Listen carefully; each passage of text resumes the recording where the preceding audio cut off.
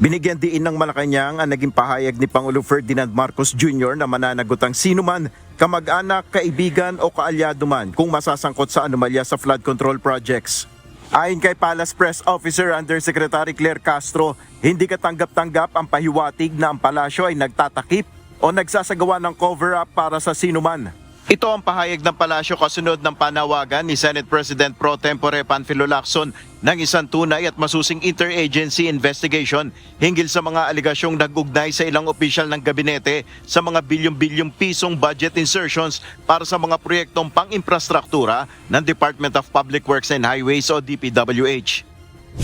Ayon kay Senator Lacson, kung agarang isasantabi ang pagkakasangkot ng ilang cabinet members sa umano'y budget insertions at sasabihing ito ay chismis o hearsay lamang, ay maaaring magdulot naman ito ng pananaw na may cover-up. Ayon kay Yusek Castro, ang tinutukoy na umano'y Cabral's files na hindi pa napatutunayan o nabeberipika ng DPWH ay nananatiling hearsay. Ang pinag-uusapan lamang anya dito ay ang hindi pa beripikadong Livisti list.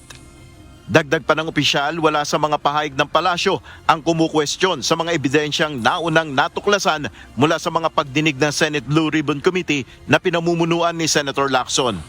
Sa pahayag pa ng Palace official, ang administrasyon anya at ang lahat ng mga ahensya nag-iimbestiga, kabilang na ang Independent Commission for Infrastructure, ay patuloy na nangangalap ng ebidensya upang ang may sala ay mapanagot at maparusahan sa kanilang mga iligal na gawain.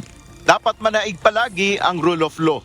Samantala, iginit ng Malacanang na hindi naman nagtapos ang investigasyon sa flood control projects anomaly noong December 25. Sa ngayon anya, nakadetini na ang mag-asawang Diskaya na tinagurian ng ilan na bagong Napoles. Ayon kay Presidential Communications Office Secretary Dave Gomez, tiyak na may madaragdag pang makukulong sa pagpasok ng bagong taon. Ito naman ang pahayag ng kalihim sa gitna ng pagtuligsa ng ilang mambabatas at tinawag na biggest Christmas scam ang umano'y bigong pagtupad ni Pangulong Marcos na may makukulong na big fish sa korupsyon. Nel Maribuhok, UNTV News and Rescue, Diyos ang aming sandigan, serbisyo publiko ang aming pinahalagahan.